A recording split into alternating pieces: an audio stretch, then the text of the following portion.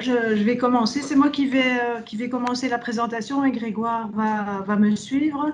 Donc, en effet, on voudrait vous présenter ce que sont les pathologies de membrane érythrocytaire, comment on a évolué et comment on peut se placer dans une perspective au niveau européen. La suivante, Grégoire. Donc, je vais quand même vous introduire de quoi il s'agit dans les membranopathies. Donc, en fait, vous avez des anomalies de structure, dont la pathologie la plus fréquente est la sphérocytose héréditaire. Quand on a des problèmes de transport, on parle plutôt de stomatocytose. Alors, c'est un terme qu'on a utilisé essentiellement parce qu'on voyait des cellules au niveau des frottis sanguins qui sont des stomatocytes, mais ça inclut différentes pathologies. Vous avez également d'autres pathologies héréditaires comme les anémies dysérythropoïétiques congénitales. Et enfin, vous pouvez avoir des pathologies acquises qui donnent aussi des pathologies de membrane. Je pense que les pathologies hépatiques, tout le monde les connaît bien, comme le syndrome de Zieff ou l'hémoglobinurie paroxystique nocturne, qui est aussi une anomalie génétique mais acquise. La suivante.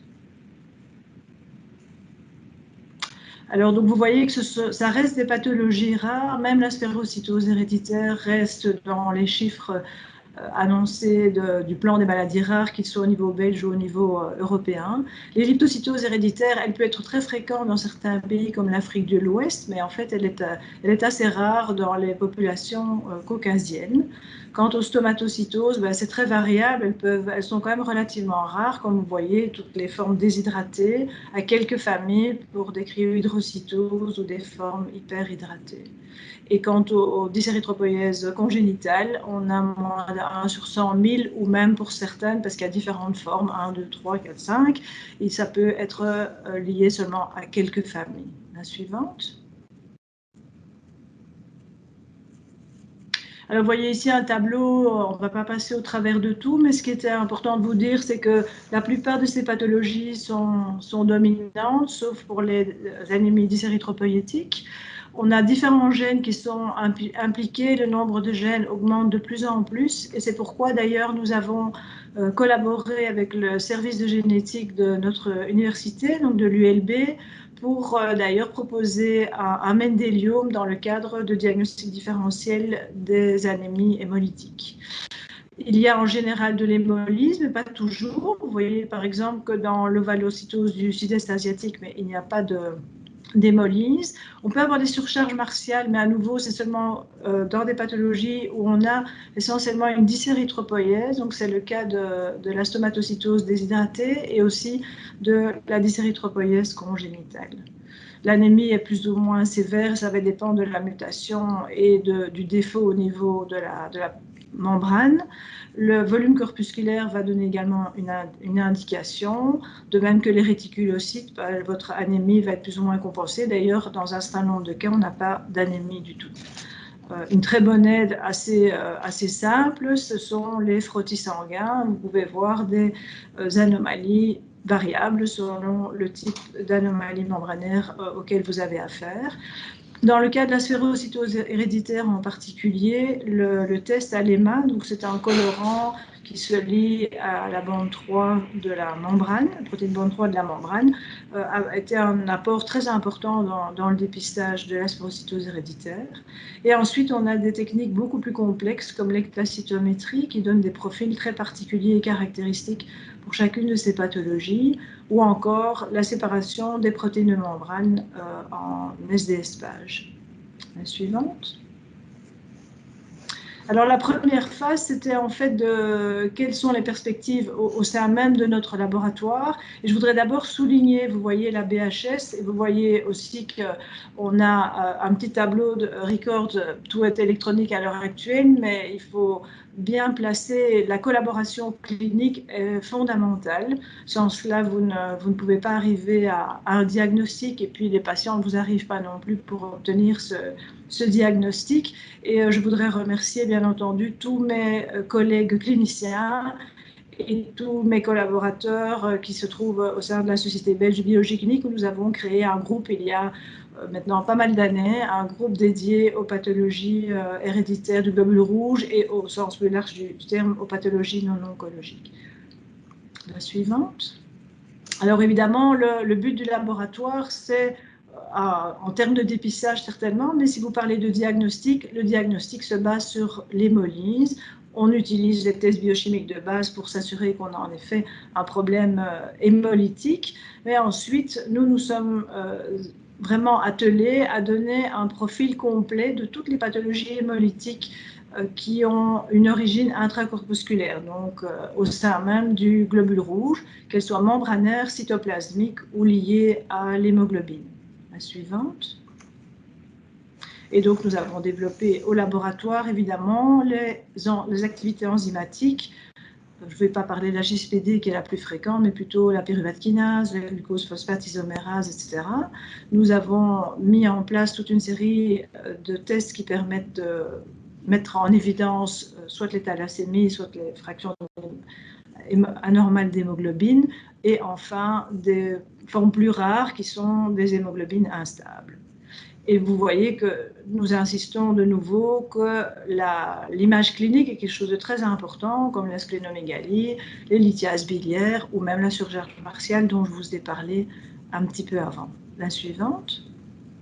Alors voilà, si on reprend ce tableau, la suivante, eh bien, on voit toute la collaboration dont on a besoin au sein du laboratoire. Il est clair que toute la partie hématologique se fait avec le service d'hématologie, et c'est au sein du service d'hématologie qu'on a développé le test à l'EMA, donc le test de liaison à l'EMA au niveau de la membrane du globule rouge, parce que ça se fait en cytométrie en flux. Donc c'est une cytométrie en flux, mais qui n'utilise pas d'anticorps comme on le fait habituellement.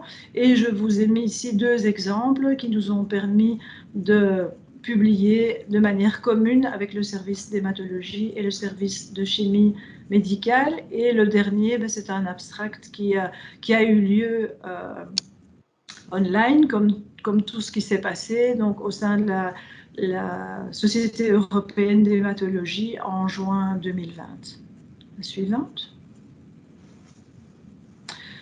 Après, nous avons développé des tests très spécifiques. Le premier, c'est l'ectacytométrie. Je crois qu'on vous en a parlé déjà à plusieurs reprises au sein de ce séminaire. Je vous rappelle juste que donc on soumet les globules rouges un petit peu à ce qui se passe au niveau du flux sanguin. Donc, ce sont des forces de cisaillement. Et puis, on peut appliquer, en plus de ces forces de cisaillement, un gradient osmotique.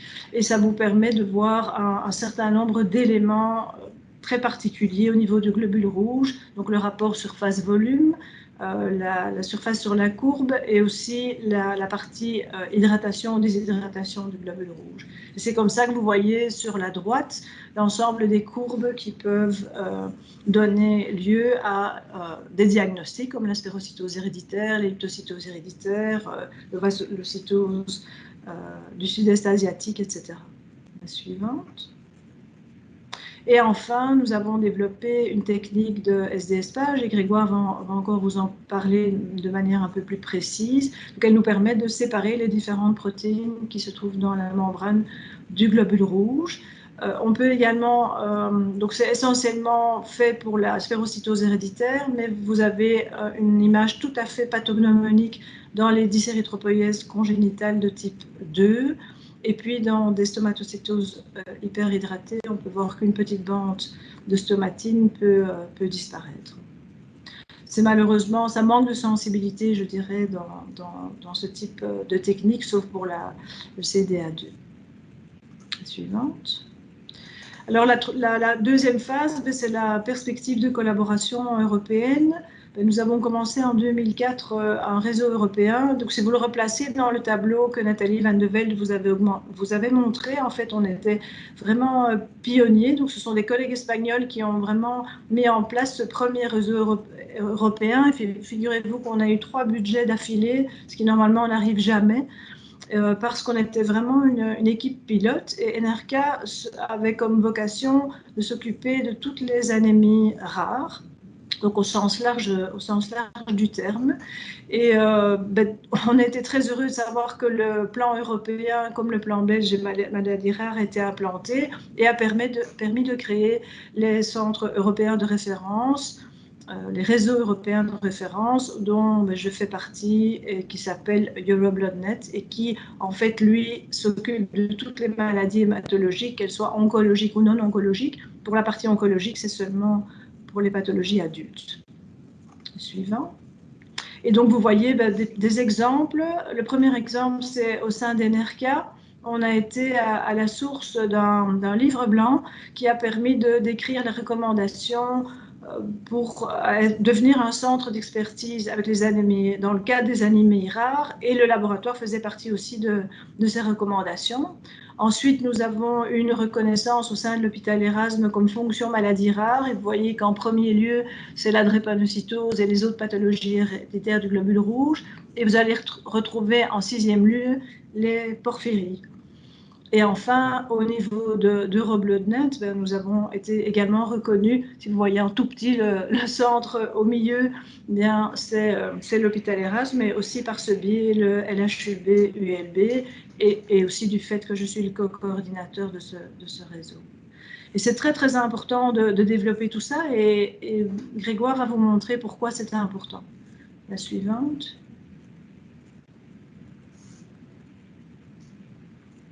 Voilà, et vous voyez aussi que depuis 2004, en fait, on a pu bénéficier, de par cette collaboration européenne, de par exemple présenter le 6e symposium européen sur les anémies rares qui s'est fait conjointement entre la Hollande et la Belgique, et ça a permis, très particulièrement dans le cadre du séminaire qui nous occupe ici, de pouvoir valider une méthode. Un peu à la moutarde, les petites salades au frigo. Une petite soupe de vin. Ce serait chouette d'avoir une petite salade, moi j'ai faim. Donc d'avoir la technique d'hectacytométrie qui a ainsi été validée et entre 2 laboratoires. Et ceci était le travail d'Elena Lazarova. Et nos collègues hollandais, comme vous voyez, Brigitte Van Oorschot et Richard Van Eyck. La suivante.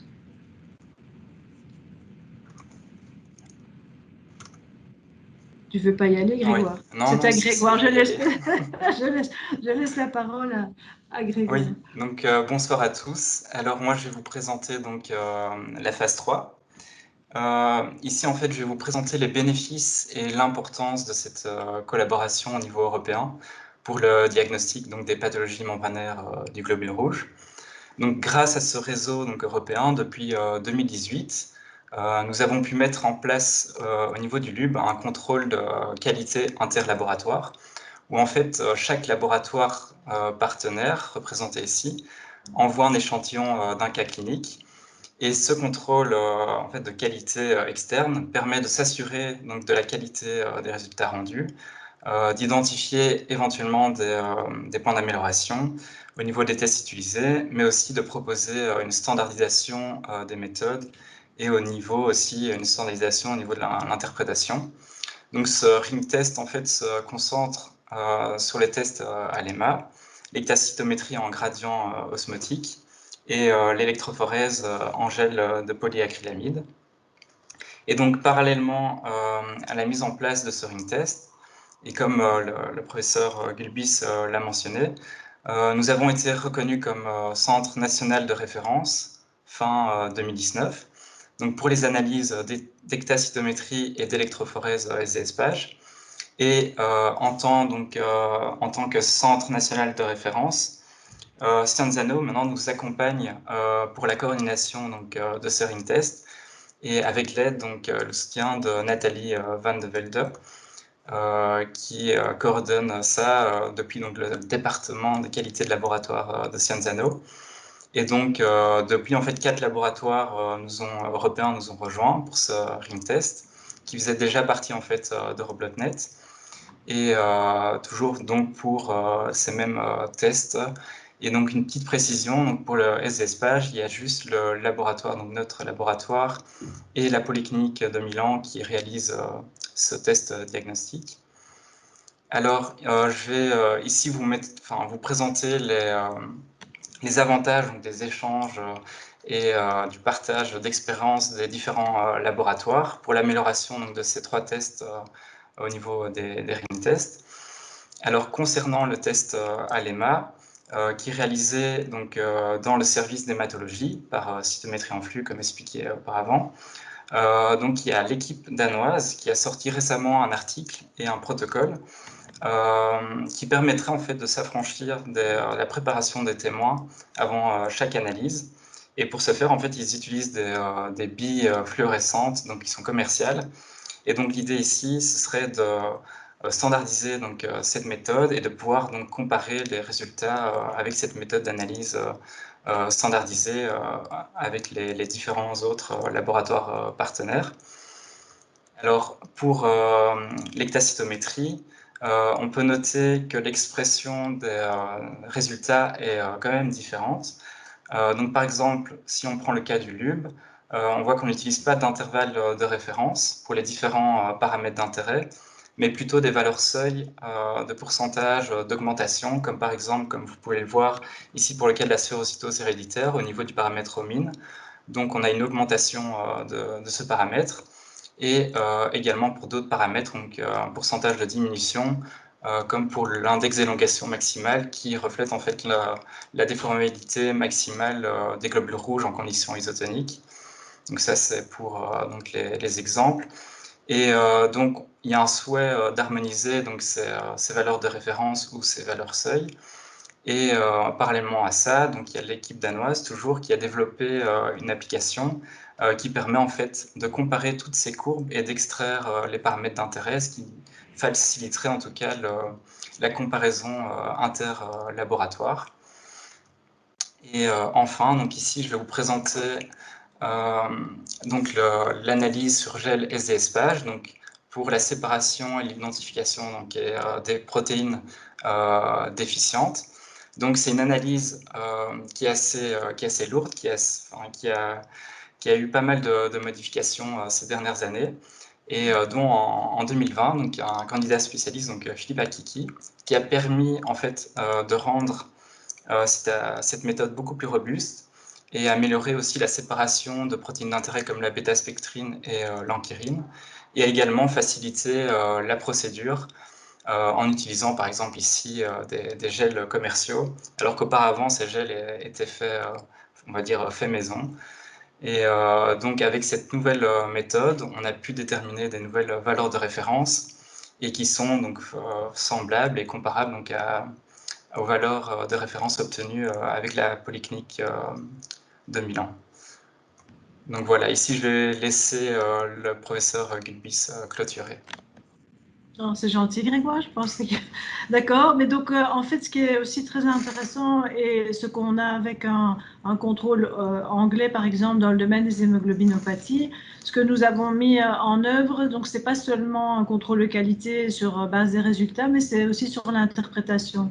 Donc en fait, chacun à notre tour, nous avons envoyé donc l'équipe de Milan, l'équipe hollandaise et la nôtre. Nous avons envoyé des échantillons, mais ces échantillons étaient accompagnés, comme vous le voyez, d'éléments cliniques et d'éléments biologiques tout à fait de base, donc l'examen hémato, les réticulocytes, le frottis sanguin, etc. Donc ça veut dire qu'on a non seulement le contrôle de qualité, je vais dire classique, mais cette interprétation biologique qui donne un sens et qui permet aussi de nous comparer dans la façon dont on répond les résultats et permettre probablement une harmonisation. Et on va continuer comme ça grâce à Sciensano avec tous nos nouveaux collègues, le challenge étant le volume sanguin pour qu'on puisse tous travailler correctement.